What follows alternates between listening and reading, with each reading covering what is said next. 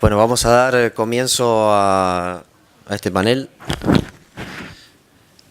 Va a estar a cargo de Eduardo Cortés. Mi nombre es José Luis Orcín, yo soy asesor de la regional Los Urgentes Inrevil.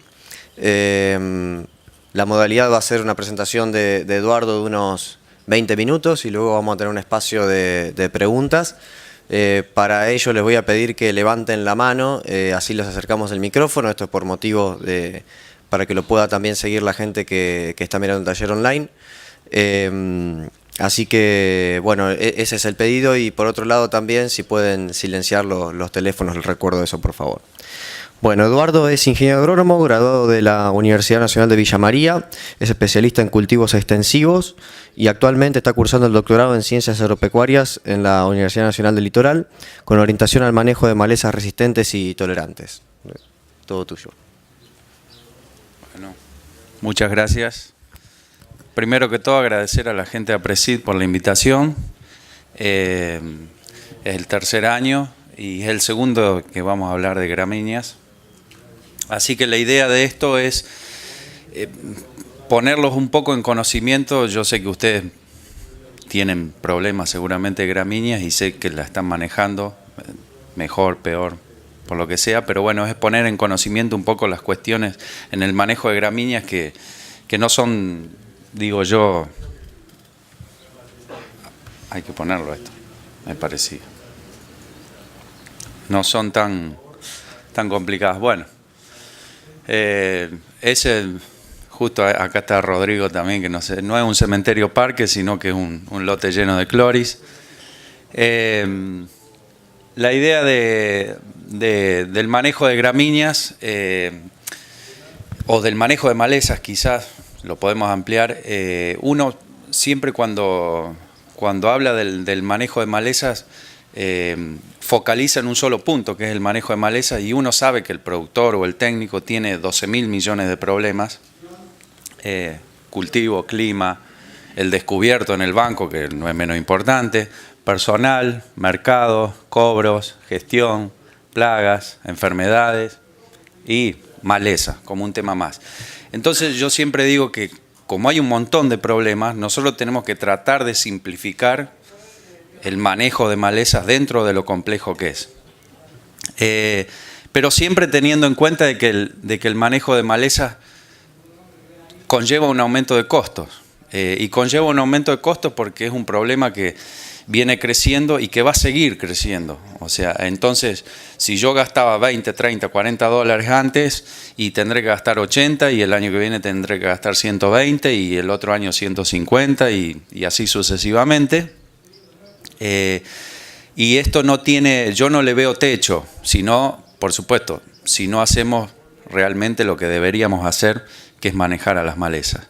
Entonces siempre nos hacemos esa pregunta: ¿y ahora qué hacemos? Y puse la foto de mi hijo porque durante los 15 días de vacaciones siempre me decía lo mismo: ¿y ahora qué hacemos? No sé si a ustedes les pasó, pero calculo que sí, ¿no? Papi, ¿y ahora qué hacemos?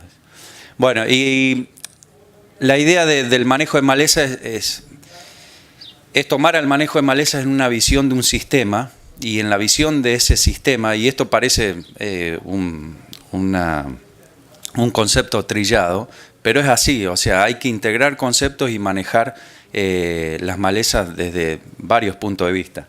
Y me parece que los puntos de vista más importantes son estos. O sea, tener un reconocimiento a través del monitoreo, conocer la biología de la maleza, cómo se comporta esa maleza, qué le gusta, qué no le gusta. No digo que salgan al centro con la maleza, pero hay que conocerla. Generar cobertura a través de las rotaciones importantes, yo siempre lo digo, tenemos que rotar más.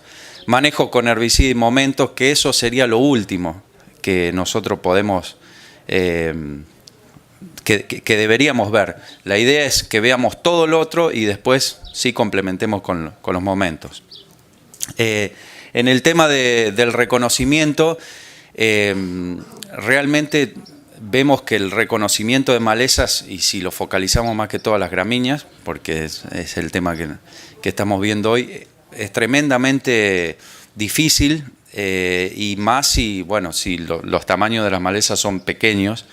Si ustedes se ponen a ver, fíjense que las malezas son bastante parecidas, inclusive esa, está bien, esto es tendencioso, ¿no? Pero lo pueden ver en el campo tranquilamente. Esta está un poquito hasta quizás golpeada, si no sería casi prácticamente igual. Y ahí nosotros tenemos malezas tolerantes y tenemos malezas resistentes. Y bueno, y diferenciar esto puede ser tener éxito o no en un tratamiento. Entonces yo creo que es importante y más si nosotros empezamos a querer reconocer malezas de este tamaño. Entonces es importante. Nosotros en un taller que hicimos, una charla taller que hicimos la otra semana, en San Francisco pudimos ver esto, que esto es lo preocupante. O sea, los técnicos, porque era un taller para técnicos, los técnicos no sabemos reconocer bien las malezas. Y entonces yo creo que es un punto a considerar como primera medida. O sea, queremos saber si el producto X funciona, tiene 5 días más que el producto A y el producto B 5 días menos y no sabemos reconocer maleza. De todos los técnicos, el 35%, o de los técnicos que hicieron la encuesta, el 35% solamente reconoció una maleza que es ryegrass, que es levemente fácil de reconocer, pero las otras malezas, inclusive hasta sorgo, que en un tamaño pequeño se puede confundir. Entonces, bueno, es importante que nosotros reconozcamos las malezas. Y por eso pongo esto. Como es difícil reconocer las malezas, pero sí o sí lo tenemos que hacer, como es difícil, podemos empezar conociendo la historia del lote. O sea, yo no sé qué maleza tengo hoy, pero no puedo ir a diferenciar una maleza en septiembre, octubre cuando empiezan a nacer, porque puedo llegar a perder mucho tiempo. Y imagínense que estas malezas con diferentes condiciones, en el caso de Quinocloa, por ejemplo, puede demorar 40-45 días en florecer. Entonces no nos da mucho tiempo. Entre este tamaño y la prefloración no nos da mucho tiempo. Y nosotros que hacemos ensayo en laboratorio, que lo hacemos con 4 o 5 hojas, realmente vemos que cuando empieza a pasar ese tamaño, la performance de los productos, ya sea glifosato u otros, empiezan a caer. Con lo cual es importante monitorear, por eso vuelvo al monitoreo, reconocer las malezas. Si yo no las sé reconocer, bueno, tengo que saber qué es lo que tenía antes. Entonces cuando voy hoy, ahora, dentro de un mes, cuando voy a ver los primeros nacimientos, sé de lo que estoy hablando y sé qué malezas tengo. Otra cuestión que nosotros debemos tener en cuenta, y es un trabajo de la gente de Rosario que traje, y siempre lo muestro porque en realidad desde aquel momento ellos ya veían que los preemergentes disminuían más la población que los postemergentes. Bueno, esto hay que tenerlo bien claro. O sea, la base del manejo de maleza, cuando empezamos a incluir los herbicidas, tiene que ser preemergentes, ¿no? Hay que trabajar sobre el banco de semillas del suelo, no queda otra. Otra de las cuestiones es rotar los herbicidas. Esto lo saqué adaptado de la REM, pero bueno, sería como un ciclo de varios cultivos en donde nosotros podemos ir rotando los diferentes activos que nosotros tenemos. No es fácil rotar principios activos porque no son muchos los principios activos que nosotros tenemos. Pero bueno, ¿qué es lo que veníamos haciendo nosotros? Hasta hace muy poquito tiempo rotábamos estos activos. O sea, rotábamos glifosato con las diferentes marcas y rotábamos las ALS con los diferentes activos. Y hacíamos 2 productos nomás. Yo sé que ustedes seguramente esto no lo hacían, no lo estoy diciendo por ustedes, estoy diciendo por otra gente que no vino acá. Pero esto es importante que lo tengamos en cuenta. Entonces hacíamos hasta 3 o 4 ALS en el mismo momento del año calendario del cultivo. Bueno, esto lo debemos cambiar y debemos saber que es así porque ya estamos viendo resistencia, por ejemplo, en arroz hay resistencia de Quinocloa con las IMI. Y bueno, y eso es importante tenerlo en cuenta y es importante saber la rotación de los productos. Por supuesto que la rotación si yo roto, si hago una rotación de cultivos, voy a rotar productos. Seguramente no puedo rotar todos porque comparten, pero bueno, ya es una buena forma. Otra cuestión de conocer a la maleza, la biología que yo le decía, es conocer la dinámica de emergencia. Ustedes ven, digamos, las malezas en nuestra zona, lo que puede ser Córdoba y donde yo trabajo, que es el INTA San Francisco y alrededor, le diría 200, 300 kilómetros alrededor, las malezas generalmente tienen un comportamiento que empiezan a nacer más o menos en septiembre, que depende mucho de la humedad, depende mucho de la temperatura, depende mucho del antecesor, etcétera, etcétera, etcétera. Pero podríamos tomar como que nacen en septiembre, pero eso se puede modificar y se modifica justamente por la temperatura. Entonces no podemos tomar tampoco a la dinámica de emergencia de una zona o de un año como algo, como una receta, digamos, como algo que sí o sí va a pasar. Porque, por ejemplo, en el 2015, 2016, nosotros tuvimos este comportamiento de quinocloa y de cloris, que fue lo que medimos, y en el 2016-17 tuvimos este comportamiento. O sea, nació 25 o 30 días después. Entonces, si yo coloco un producto porque estoy viendo que sí o sí, vos me dijiste que nace el 15 de septiembre y nace el 15 de octubre y coloco X producto, no interesa, estoy perdiendo un mes de esa actividad del producto, porque en realidad no nació la maleza. Y entonces cuando la maleza empieza a nacer, el producto corta la persistencia, entonces yo digo, el producto es una porquería. Y el producto funciona bien, lo que pasa es que yo lo coloqué en un mal momento. Por eso reiterar, trabajar sobre el banco de semilla del suelo y conocer el banco de semilla del suelo. Otra de las cuestiones a saber, y estos son ensayos que también hicimos en laboratorio y que, a ver, los hicimos también a campo, es cómo se comporta la cobertura para con el nacimiento de malezas. Esto es así, esto es bien claro. Yo no quiero que ustedes tomen los porcentajes tal cual su tonelada, 4 toneladas, 60%. No, en realidad no me interesa eso. En realidad me interesa que veamos que la cobertura sí o sí, que esta cobertura en este caso es trigo, puede ser maíz, puede ser sorgo, puede ser cebada, puede ser centeno, puede ser avena. Después es otra cosa discutir el tema de las coberturas, pero sí o sí produce una baja en los nacimientos. Y es algo que, digamos, que no nos cuesta plata si nosotros tenemos pensado en una rotación. Lo que sí veo a través de lo que voy viajando es que nos cuesta adoptar la utilización de cultivo de cobertura a través de muchas zonas que a mí me toca viajar. No veo muchos cultivos de cobertura, por supuesto, en alguna zona más al norte será porque es complicado el tema del agua, pero más al sur o en la zona donde yo me manejo, que puede llegar a ser, inclusive ahora que tenemos problemas de agua, puede llegar a ser una solución, la gente todavía no lo adoptó.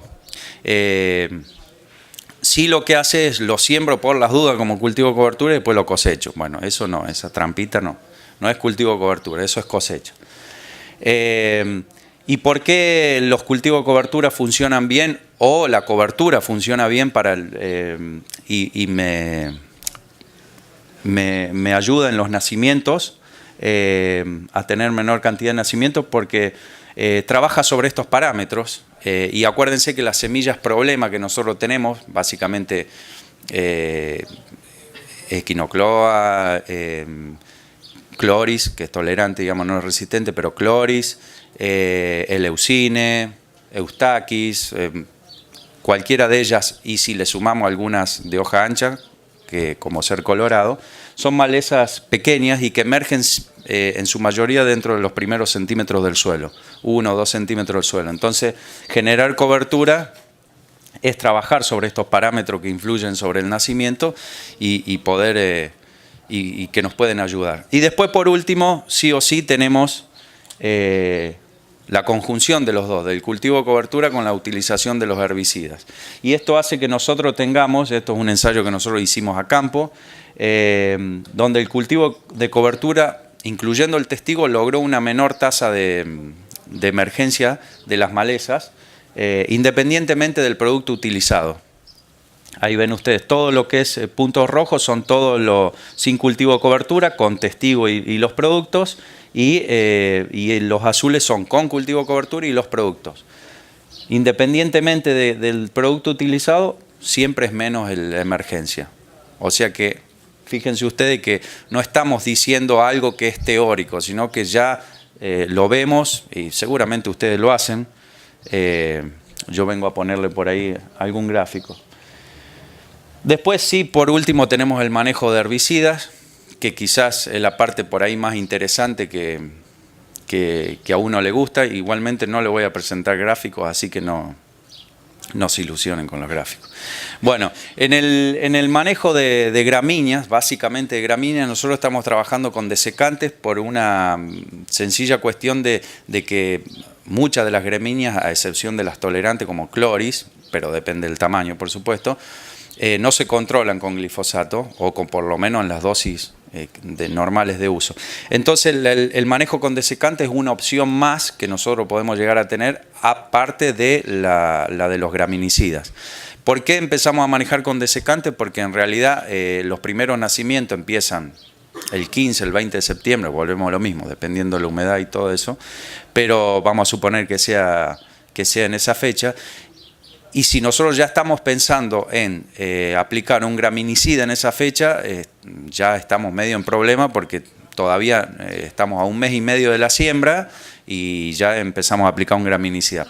La idea de esto es tratar de rotar los productos, por eso es la idea de los desecantes. Nosotros hemos visto que funcionan realmente muy bien funcionan los desecantes, pero tienen esta cuestión, que el tamaño de maleza no debe superar los 2 macollos porque si no se producen rebrotes. O sea, como yo le garantizo que funciona bárbara esta tecnología con desecante, también le garantizo que si pasan los 2 macollos rebrota.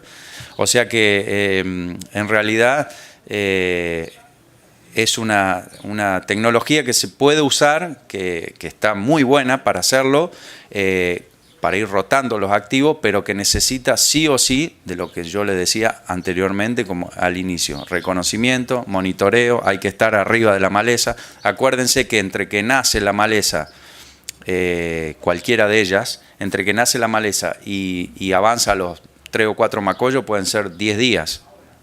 O sea que entonces no tenemos mucho tiempo, ¿no? Y si ustedes se ponen a ver qué es lo que estamos diciendo en Colorado, y en Colorado estamos diciendo también lo mismo. Ustedes ven el nacimiento de Colorado, cuando pasa los 10 centímetros no, son 10 días, o sea, para todas las malezas es lo mismo. Entonces sí o sí se hace fundamental el tema del monitoreo, el tema de estar arriba del lote, el tema de tratar de estar lote por lote. Después por ahí muchas veces podemos hacer alguna recomendación, si sabemos la historia del lote, alguna recomendación mucho más general, juntar hectáreas, pero sí o sí la historia del lote tiene que ser lote por lote. Bueno, después de esto, nosotros deberíamos poner los preemergentes, por supuesto, que es el mayor manejo.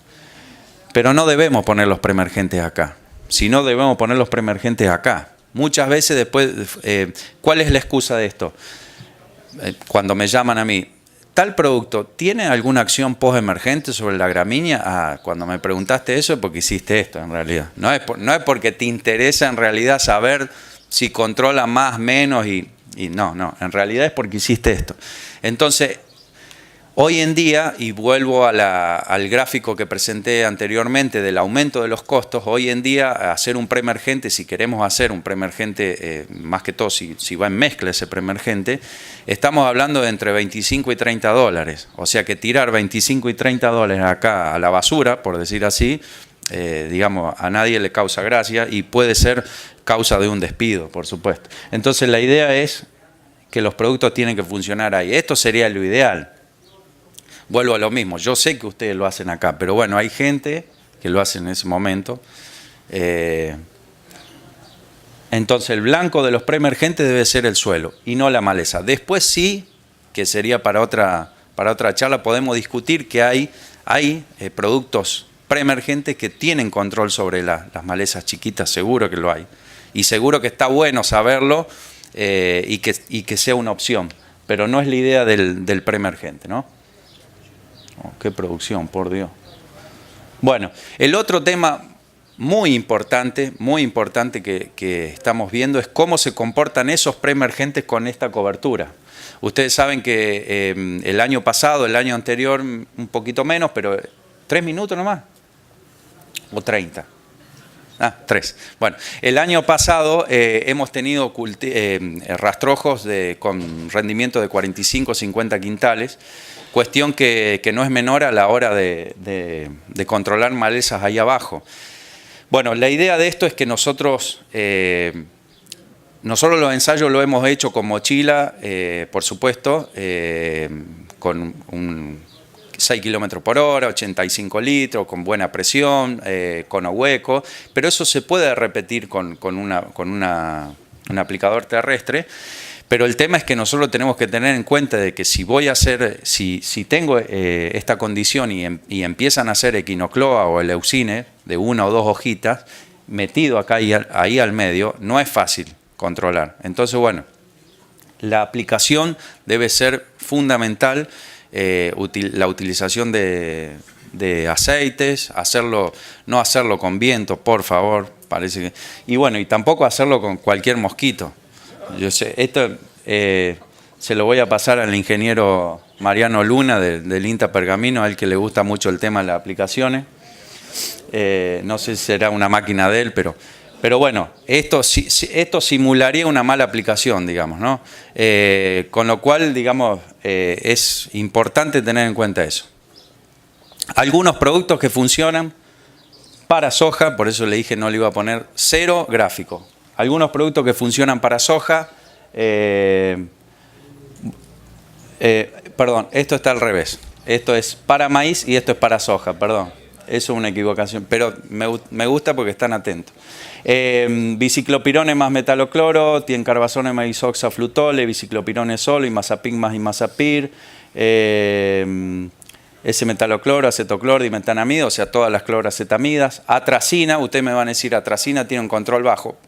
Es un acompañante, digamos, sí, tiene un control bajo, 15 días, pero es un acompañante que es otro modo de acción. Eso es interesante por eso.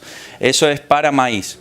Para soja tenemos clomazone, imacetapir más imacetapir, sulfometurón, clorimurón, diclosulán y bueno, y todas las cloracetamidas que también puede utilizarse. ¿Cuál es el tema?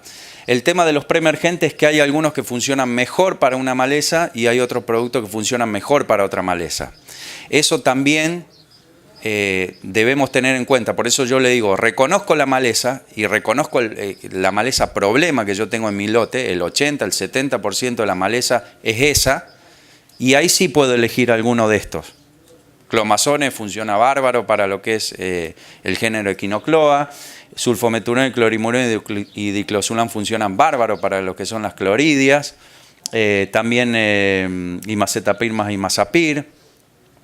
Hay muchos, digamos, después por supuesto que todos funcionan más o menos bien para todas, pero siempre uno se destaca sobre otra maleza, entonces eso lo tengo que tener en cuenta, pero más que todo, más que saber esto, lo que yo tengo que tener en cuenta es que yo tengo que ir eliminando las camadas de nacimiento, y un solo producto no elimina las camadas de nacimiento, sino toda una serie de momentos, por eso yo le hablaba de los momentos, por eso le hablaba de hacer los barbechos, de eliminar la primera camada si quiero, después de hacer los preemergentes y después, por supuesto, combinar, a lo mejor combinar este con este, a lo mejor este con este. Bueno, eso lo sabré yo según mi problema de maleza que yo tengo en mi lote, no quiero alargarlo. Y después, lo que sí está claro es que para los mejores, hoy por hoy, para controlar maleza, me parece que el cultivo como un maíz tardío, o una soja sembrada un poco más tarde, digamos, son los cultivos que mejor se adaptan para controlar maleza, por una cuestión de que vamos eliminando camadas.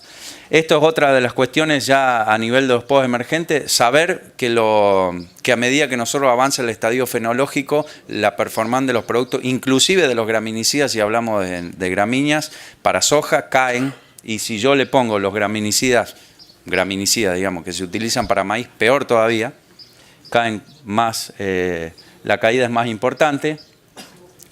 Y entonces nosotros podemos tener esto y seguramente podemos hacer un buen control, subimos la dosis, le ponemos aceite, etcétera, etcétera. Tenemos un buen control, yo le puedo garantizar que hay control, pero también le puedo garantizar que después nos podemos encontrar con esto o con esto.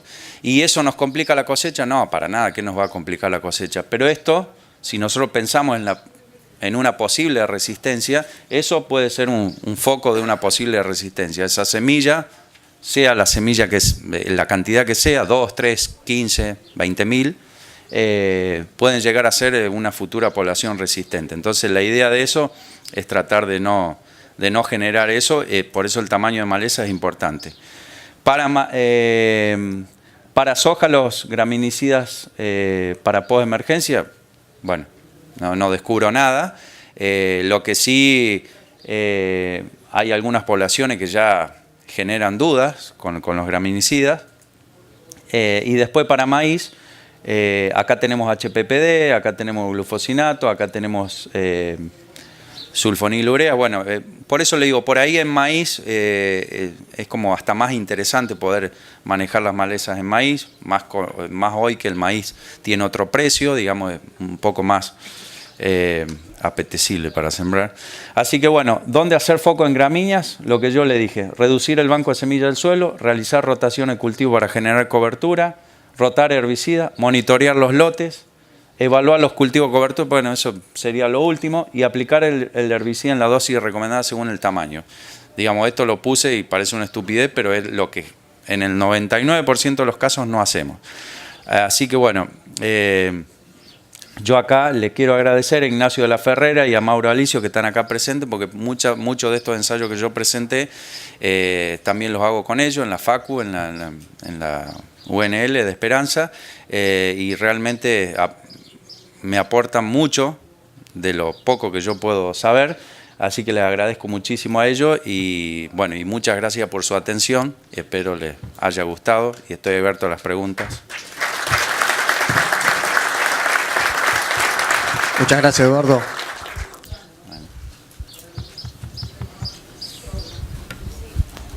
Había una transparencia que habías puesto como desecante a glifosato más paraquat más glufosinato de amonio. Dejando de lado una especie que no es resistente al glifosato, ¿no es cierto? Sí. ¿Por qué pones a glifosato como desecante? Porque si fueras susceptible... no, en realidad lo puse... Vos hablabas que tenía que ser no más de 2 macollos. Sí. Si la maleza es sensible, con más de 2 macollos sabemos que no, en realidad la controla bien. No, está perfecto. En realidad, ¿por qué puse eso? Porque, digamos, hay malezas como Chloris, por ejemplo, que Chloris virgata o Chloris barbata, que tenemos ensayos, que si vos la controlás con 2 o 3 macollos, 2 macollos, no más de eso, vos la podés controlar a las dosis normales con glifo. Ya un equinocloa, y más dependiendo qué especie de equinocloa, porque hay muchas que nos dieron altísima resistencia, no la podrías controlar. Entonces, la idea es glifosato para las que podés controlar. A ver, el glifosato lo tenemos que seguir utilizando. Glifosato para las que podés controlar. Y glufosinato o paraquat para las que no podés controlar. Pero si yo tengo una digitaria sanguinalis o una braquiaria y la puedo controlar, no voy a utilizar paraquat, a excepción de que tenga yuyo colorado, por ejemplo. Por eso después, a ver, acá estamos, que ese es el gran problema de las malezas hoy en día. Estamos hablando de gramíneas, pero en un lote yo tengo gramíneas, lo que pasa es que no lo quise traer acá, pero siempre presento un slide donde pongo en un lote X, donde yo tengo sorgo de Alepo, donde tengo borreria, donde tengo gonfrena, por supuesto, dependiendo de los lugares, no es que en todos los lugares tenemos eso, pero tengo borreria, gonfrena, comelina, tengo amaranthus, tengo chloris, tengo equinocloa. Entonces tengo malezas que son gramíneas, y malezas que son mono y malezas que son dico, malezas que son gramíneas anuales perennes, malezas que son gramíneas anuales o perennes tolerantes y otras resistentes. Y las perennes tengo tolerantes y resistentes las anuales de hoja, o sea, tengo sí, podríamos decir un quilombo, ¿se puede decir un quilombo? Bueno, tengo un lío en la cabeza, entonces yo con glifosato ahí pasás de largo en varias. Entonces por ahí la utilización de desecante puede permitirte cubrir alguna de ellas. Y esto lo estoy diciendo porque nosotros tenemos ensayo a campo de cada una de esas malezas. Tenemos en sorgo, tenemos en comelina, tenemos en gonfrena, tenemos en borreria, tenemos en muchas de esas. Entonces, bueno, esa es la idea en realidad. Pero si vos tenés braquiaria, utilizás glifosato, digamos, ¿no? Hasta que sea resistente. El camino de la resistencia, no me quiero poner filosófico tampoco, pero el camino de la resistencia es un camino hacia el cual vamos, digamos. O sea, la resistencia significa una evolución. Así que la resistencia, acuérdense que es evolutiva y es heredable, con lo cual, digamos, es una cuestión de tiempo, me parece a mí. O sea, que aprovechemos todavía lo que estamos haciendo, porque después nos vamos a tener que dedicar a otra cosa. Calculo yo, no sé qué dice Ignacio y Mauro. Pero bueno, la idea la idea siempre de hacer estos talleres y por ahí mostrar lo que uno hace es justamente eso. Uno sabe que está peleando contra el tiempo y la idea es tratar de ralentizar esa resistencia. O sea, nadie hablaba de que la resistencia estaba en Equinocloa y bueno, y empezaron a aparecer las malezas resistentes a glifo en Equinocloa y en el Leucine pasó lo mismo y así sucesivamente va a pasar en todas, digamos, ¿no? Uno cuando hace las pruebas en laboratorio ve cada cosa que la verdad que son sorprendentes, digamos, ¿no? Así que bueno. Sí, buenos días. En relación a los herbicidas que mostraste sí. Específicamente en soja, sí. Obviamente que como mencionaste recién tenemos una combinación. En el caso específico del clomazone sí. Funciona muy bien para Equinocloa, pero quería saber si viste algún efecto sobre Amaranthus o en su defecto si probaste alguna combinación con algún preemergente específico para Amaranthus con clomazone. Sí, en realidad, a clomazone cuando lo hemos probado, y digo por la parte de campo y la parte de laboratorio, hemos visto algún control sobre hoja ancha, no particularmente sobre Amaranthus, sí sobre algunas otras, pero el control sobre hoja ancha es muy poco, digamos. Sí es un producto bien que está muy dirigido a lo que es Equinocloa, o sea, por su excelente comportamiento, a eso voy. Yo si lo tuviera que mezclar y tenés opciones, podés tener la opción de sulfentrazone, podés tener la opción de diflufenicam, podés tener, digo pensando en Amaranthus, ¿no? Podés tener la opción de flumioxacin, podés tener la opción de atracina, depende del momento, estoy hablando, podés tener la opción de metribuzin, bueno, hay varias, efomesafem. Hay muchos herbicidas. El tema es que todo eso, digamos, es sumatoria de costos. Con lo cual, bueno, no es un tema menor, digamos, ¿no? Pero la idea de esto, yo siempre lo digo, la idea de esto es que si no arrancamos en algún momento, siempre vamos a estar, digamos, muchas veces decimos, no, en realidad este año lo vamos a manejar así. No sé si lo escucharon eso.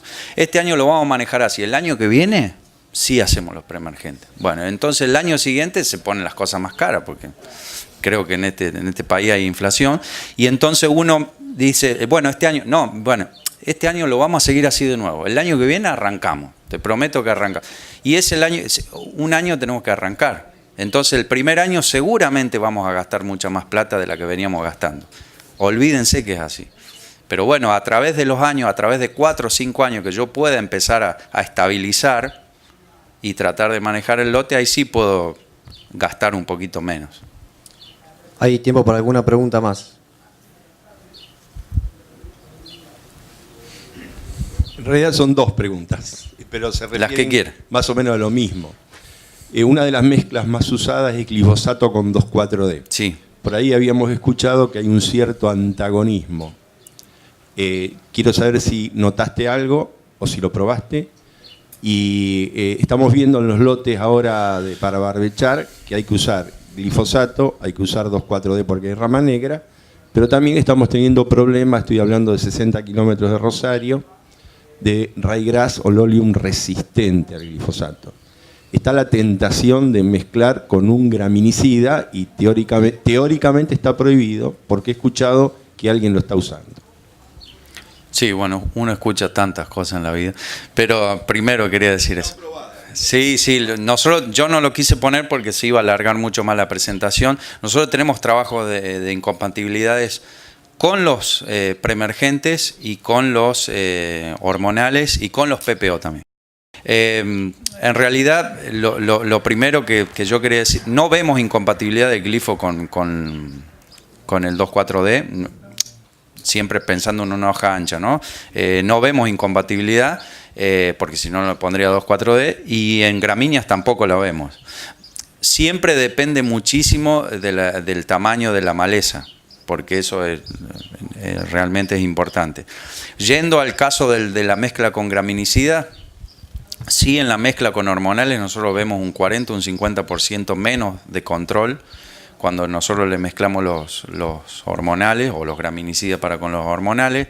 Si tenés que hacer un ranking, es Picloran el que menos tiene incompatibilidad, segundo el dicamba y tercero el 2,4-D, que es el que más presenta incompatibilidad, pero la incompatibilidad está y es más alta sí que en los preemergentes o en los residuales, en el caso de que tuvieras que hacer un cletodin más un imacetapir, digo, por decir uno.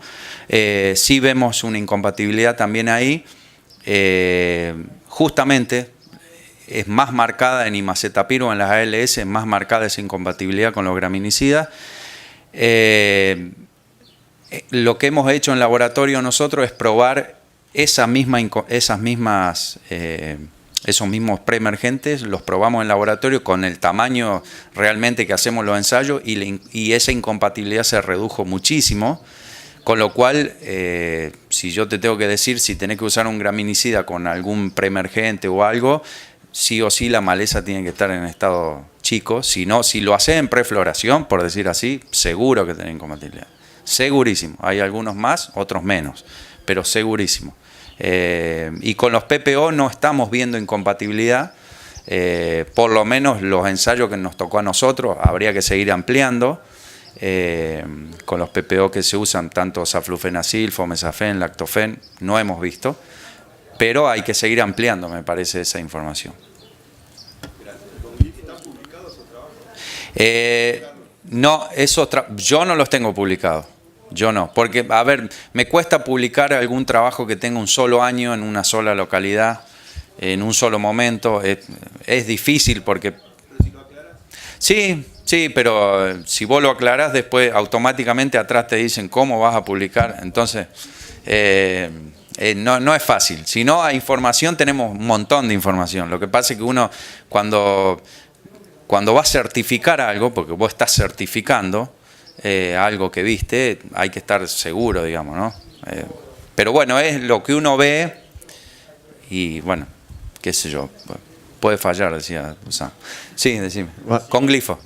¿Con glifo en los graminicidas? No hemos visto incompatibilidad, hemos visto inclusive en las malezas tolerantes, hemos visto hasta un aumento de control cuando le adicionamos glifo.